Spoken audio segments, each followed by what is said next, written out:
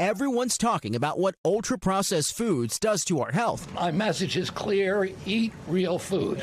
But what about our four-legged friends?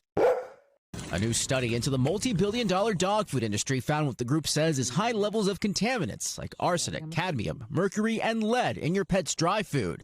The findings come from Colorado-based nonprofit Clean Label Project, which tests and certifies consumer products. They found dry food has the highest level of contaminants, and a close second, air and freeze-dried. Best option, fresh and frozen, human-grade stuff that you can eat yourself. The report looked at 79 of the top-selling dog foods, but didn't call out specific brands. I don't think anyone, any group, any company sets out to contaminate food. I think they love their dogs as much as I love my dog who's sitting right next to me.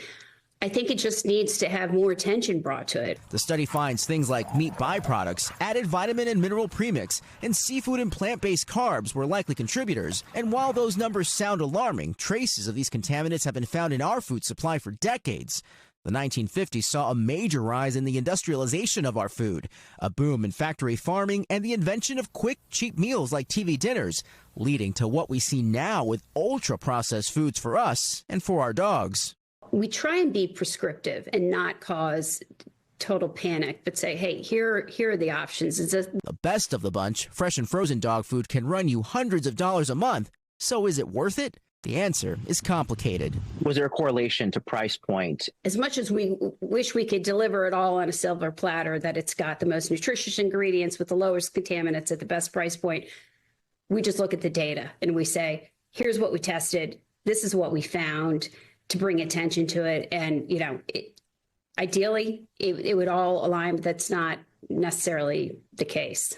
But there is concern that eating these contaminants could do real harm. These dogs are having the same food almost every day for their entire lives. We need more studies to say, okay, the dogs that are getting sick, is diet playing a role? We've reached out to the FDA for comment and have yet to hear back. That's the beauty of independent consumer testing, is that you can say, oh, all right, I don't need the government to tell me how to get something better. Hamilton says an educated and empowered consumer is a pet's best friend until they get federal regulations to sink their teeth into. George is joining us now. Okay, so this study was particularly about dog food, but what about people who have cats or fish or birds or whatever?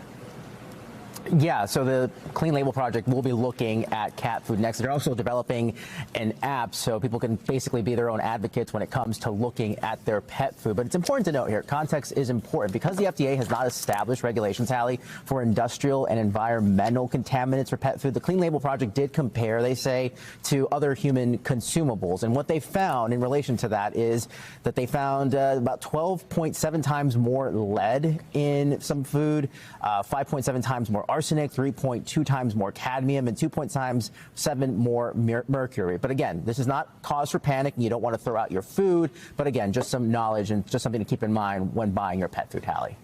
We thank you for watching, and remember, stay updated on breaking news and top stories on the NBC News app or watch live on our YouTube channel.